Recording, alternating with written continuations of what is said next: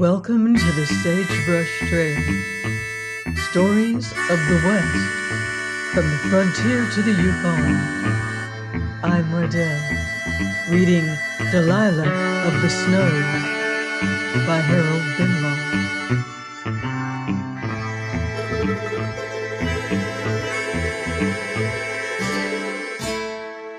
Chapter 10, Unrest. It was as hot as it can be now and then during the fierce brief summer of the North, and the perspiration rose in beads on the Crown Recorder's face as he stood on the rude veranda of his log-built dwelling, looking down at the tents and shanties which showed here and there amidst the pines. He was a little man with a quiet and almost expressionless face, and attired, although he lived far remote from civilization in the wilderness, with a fastidious neatness which, with the erectness of his carriage, furnished a hint as to his character. There was, however, nothing that any one could have termed finicking about him. He was precise, formal, and unemotional, a man of fixed opinions, as little to be moved by argument as by any attempt at compulsion. For Recorder Eshelby was one of the insular Englishmen who, when entrusted with authority on the outskirts of the empire, are equally capable of adding to their nation's credit or involving it in difficulties by their soulless and undeviating regard for its law. There are a good many of them, and while occasionally respected, they are, as a rule, not greatly loved in any of England's dependencies. Sitting in the shadowy room behind him, a hard-bitten Canadian of a very different stamp watched Eshelby with an ironical twinkle in his eyes. He had won his promotion on merit in the Northwest Police, and there was red dust on his faded uniform, which showed a roughly stitched up rent here and there. Outside, the sun glare was dazzling, and when he turned his eyes from Eshelby, he could see the peaks gleaming with a hard whiteness against the blue. They were by no means high, for the level of perpetual snow is low in that country, and it was only on the eastern hand that they rose to any elevation. West and north, a desolation of swamp muskeg, where few living creatures could face the mosquitoes, rock and river, stretched back to the Yukon, and Eshelby was there to carry out the mining laws of that district, which are less lenient than those of the province to the south of it. Valley was very still, and the drowsy fragrance of the firs crept into the dwelling, but Slavin, who would sooner have heard the clatter of shovels or the crash of a blasting charge, was not in the least deceived. He knew that unusual quietness now and then presages a storm, and he had felt that there was a tension in the atmosphere for some little time. He smiled, however, when Eshelby glanced into the room. "If they do not turn up in another minute, I will walk across to the outpost with you," said the latter. "The time is up." He spoke concisely with a clean English intonation, and, as usual, betrayed no impatience, but Slavin fancied that he was by no means pleased at the fact that a band of miners with grievances should presume to keep him waiting for even a few moments. "I guess they'll come," he said. "If I were you, I'd promise them something, if it's only to humor them."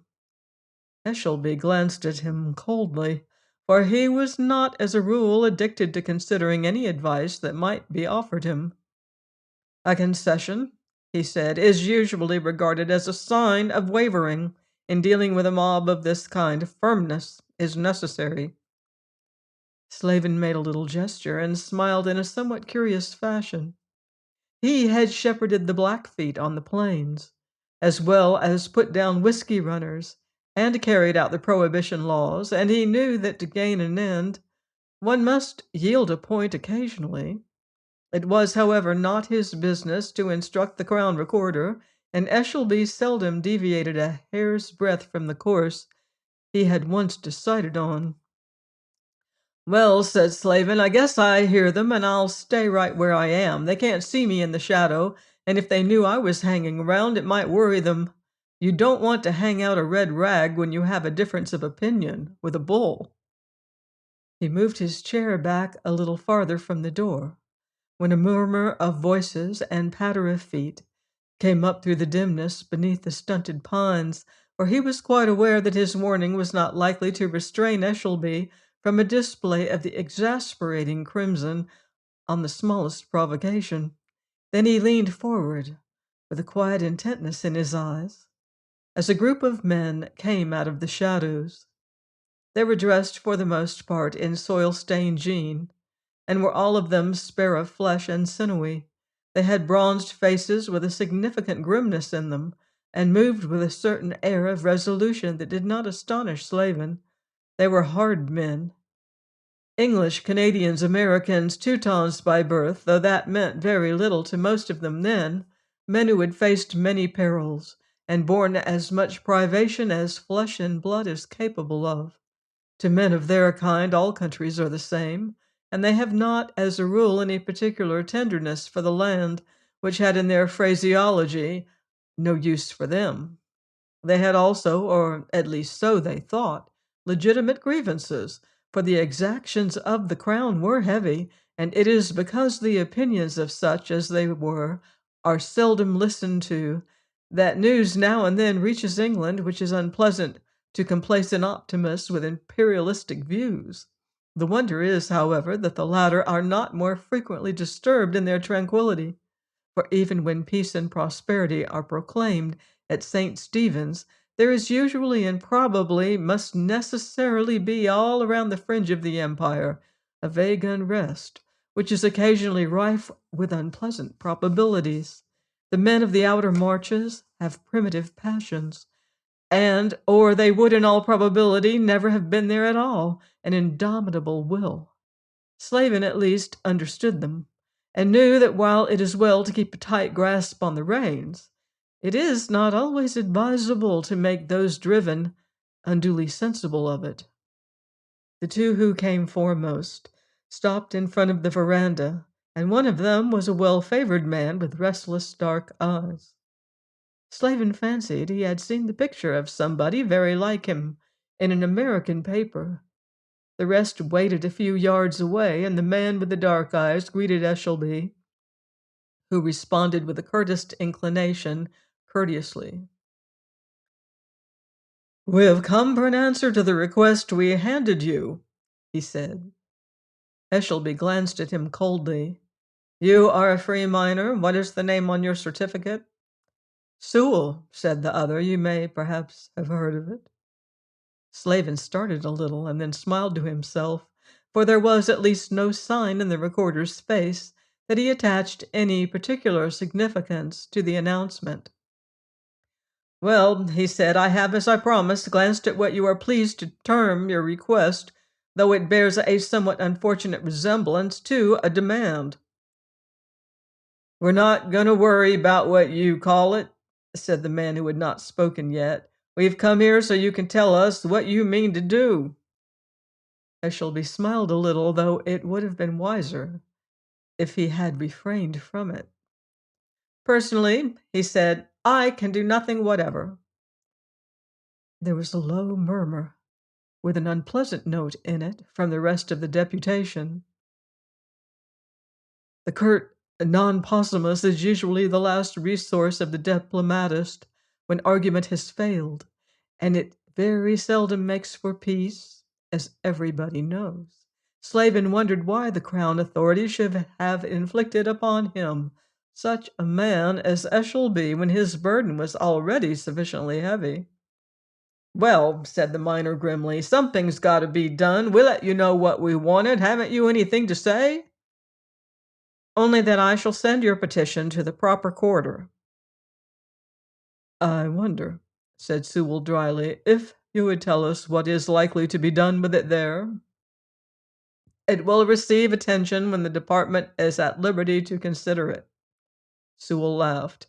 "Presumably at any time during the next 2 years. Can you guarantee that it will not be neatly docketed and put away forever?" "And," said one of the men who stood behind, "we may be dead by then. How are we going to worry through when the snow comes and it's going to cost a fortune to get provisions in, when the Crown takes the big share of what most of us make?" Eshelby did not even look at the last speaker as he answered Sewell.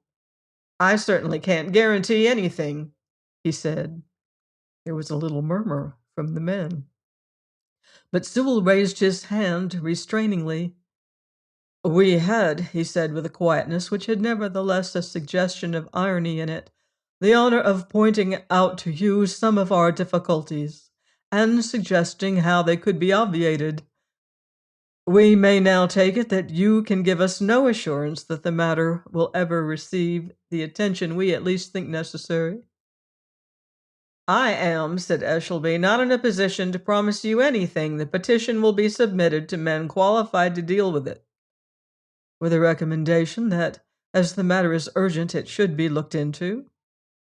Eshelby straightened himself a trifle.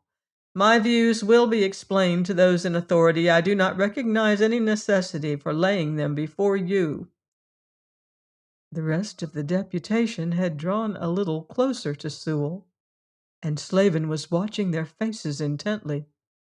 He felt that unless they had confidence in their leader, and he was endued with all the qualities necessary for the part, there was trouble on hand. Sewell, who made a little forceful gesture as he glanced at the rest, was, however, apparently still master of the situation. Then he said, "There is in the meanwhile nothing you can suggest?" "I fancied you understood that already," said Eshelby. "If those whose business it is think fit to modify the regulations you complain of, I will let you know. Unless that happens, they will be adhered to as usual, rigorously." His cold, even voice was in itself an aggravation, and Slavin, who saw one of the deputation move forward with a little glow in his eyes, rose sharply to his feet. He, however, sat down again next moment with a smile, for Sewell quietly laid his hand upon the man's arm, and the rest stood still in obedience to his gesture. Slavin was not astonished, for he too was a man who understood how to wield authority. "Then," said Sewell, "we need not waste any more of your time. We have heard nothing that we did not expect, boys, and now we at least know where we stand." He turned once more to Eshelby, raising his wide hat, and then moved back into the shadow of the pines, taking care, as Slavin noticed, that the others, who did not seem greatly desirous of doing so, went on in front of him. The recorder glanced at Slavin complacently when they disappeared. "A little firmness is usually effective in a case of this kind," he said. "I will, of course, send on the petition, but as I scarcely suppose it will be referred to again, we can consider the affair as closed." Slavin smiled. "I'm not quite so sure as you seem to be. The fellow's last remark was a significant one, and he's not the kind of man to stand still anywhere very long. Anyway, he and you between you have forced my hand, and while I have got to take your lead, the game is going to be a risky one." Eshelby sat down with a little gesture, which implied that he had already given the trifling affair rather more attention than it merited, and Slavin went out to take such proceedings as appeared advisable, though it was not until that night that the result of them became evident. Sewell was then sitting with 8 or 9 men in the general room of Hobson's Oregon Hotel. It had walls of undressed logs, but the roof was still of canvas, for Hobson had been too busy watching over his interests in several profitable claims and dispensing deleterious liquor to split sufficient cedar. There was another room in the building in which he slept with any newcomer who was rash enough to put his hospitality to the test. Rather more than 100 miners were at work in that valley, but only a few whose views and influence with the rest were known had been invited to attend the conference. The room was foul with tobacco smoke and the reek of kerosene, for the big lamp smoked when the roof canvas flapped now and then. Sewell sat in a deer-hide chair with a pipe in his hand, and a man with a grim bronzed face and a splendid corded arm showed through the torn sleeve of his shirt, was speaking. He spoke quietly and like a man of education. "We have," he said, "as our host has pointed out, done the straight thing and given constituted authority a show. The constituted authority, as usual, prefers to do nothing. We naturally consider our grievances warranted, but I need not go into them again. Some of us risked our lives to get here. The rest will probably do so by holding on through the winter, and considering how we work, it is not exactly astonishing that we wish to take back a little gold with us, which we are scarcely likely to do under the present regulations. I, however, fancy the position is plain enough to everybody." "The question is, Hobson," said another man, "is how it's going to be altered." "By kicking," said Hobson dryly. "You want to start it hard and stay right there with it." There was a murmur of approval, and a man stood up. "That, I guess, is just the point. Who's to begin and when?" he said. "There's mighty little use in 3 or 4 of us wearing our shoes out before the rest. No, sir. Slavin would come round with his troopers and run those men out." Sewell nodded. "Our friend has hit it. We have got to go slow," he said. "There are at least 100 men in this valley, and a good many more with the same grievances farther west, without mentioning the Green River country, where the regulations are easier. Now it will be your business to go round and make sure of the men here joining us. A good many of them are ready, and will strike when you can get the rest. The kick will have to be unanimous." "That's so," said another man. "Lie low until we're ready. Well, when the time comes, you'll have your program?" Sewell leaned forward in his chair, with a little glow in his eyes. "Then," he said, "we will for one thing show Recorder Eshelby out of the valley by way of a protest, and if it appears necessary, as it probably will do, seize Slavin's armory. We'll make our regulations and give the Crown people a hint that they had better sanction them." There was a little hum of approbation, and a man stood up. "I guess that's the platform," he said. "Half the men in this country are Americans, and Alaska is not so far away. Once we show we mean it, they're coming right in, and when we start twisting the beaver's tail, we're going to get some backing at home. Do you know any reason why we shouldn't send somebody down south to whip up a campaign fund? There was plenty of money piled up when the Chicago Irishmen were going over to ask why the British nation threw out the Home Rule Bill."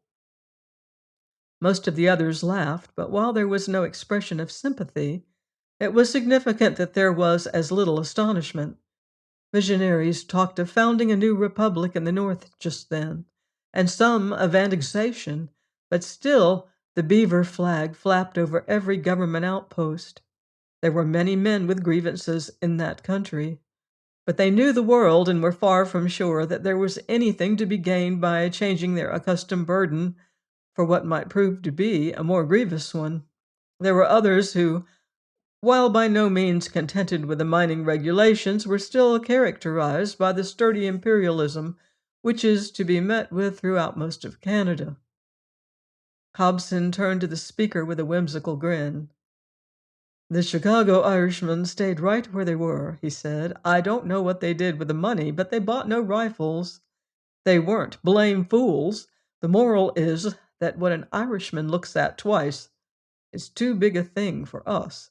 No, sir, you wouldn't raise $10 in a month down there. America has all the trouble she has any use for already. What we want to do is put up a good big bluff, and no more than that, on the British Empire." "How's the Empire going to take it?" asked another. Sewell smiled. "Patiently, I think. That is, if we go just far enough and know when to stop. They move slowly in England. I was born there, and I'm not sure they're very much quicker in Ottawa. In fact, they rather like an energetic protest, and you very seldom get anything without it. Once we show we're in earnest, they'll send over a special commissioner with instructions to make any concessions he thinks will please us." "There are Slavin and his troopers to consider," said the man who had spoken first. "They're not going to sit still. And if any of them got hurt during the proceedings, it's quite likely we might be visited by a column of Canadian militia." Others commenced to speak, two or three together, in fact, but Sewell raised his hand. "That eventuality will have to be carefully guarded against," he said. "Slavin seems to be a man of ability and sense, and he would never pit his handful of troopers against 100 men. In the meanwhile, everything depends on secrecy, and no move must be made until you are sure of everybody. I will answer for the Green River men. I'm going back there shortly." Then they put their heads together to consider a scheme, and there was only a low hum of voices until Hobson stood up suddenly. A tramp of feet and a sharp order rose from outside. "Slavin and the troopers," he said. "We don't want him to know who's here. Get out through the roof, boys. Put the lamp out." It was done, and while a sound of ripping and scrambling became audible in the black darkness, Hobson touched Sewell's arm. "You and I have got to see it out. I guess he's sure of us," he said. In another moment or two, somebody beat upon the door, and getting no answer, drove it open. Then a sulphur match sputtered, and the trooper who stood in the entrance turned to a man behind him. "There are only 2 men here, sir," he said. "Light that lamp," said the other man. "I feel tolerably certain there were considerably more." Hobson stood forward when the feeble light of the blue flame made him dimly visible. "I guess it's broke," he said. "Bring Rignald's lantern," said the man in the darkness. It was at least a minute before another trooper appeared with a light, and Sewell surmised that his companions had made good use of the time. Slavin, who, as he quite expected, was standing in the doorway, seemed to realize it too, for he glanced at the torn canvas. "I might have thought of that," he said. "You and Ringnald will start down the trail and stop any man you come across. Though I guess they're back in their tents or in the bush by now." The trooper went out, and Slavin turned to Hobson with a smile on his face. "We've got you, anyway, and you'll spend tonight at least in the outpost. Tomorrow I'll look into the question of the liquor sale permits, and it's quite likely this saloon will be closed. I'll have to take you along as well, Mr. Sewell." Sewell made a good-humored gesture of resignation. "I suppose I'll have to come. It's a proceeding I'm not altogether unaccustomed to. Still, I'm not sure there is any charge you can work up against me." Slavin looked at him almost appreciatively. "Well," he said, "I fancy you're not going to make any trouble here. In fact, it's very probable that you will leave this settlement early tomorrow, though it would have been a good deal better had I choked you off from coming here. I would have done it had I known who you were. You will take any steps that seem necessary if these gentlemen try to get away, Trooper Nixon."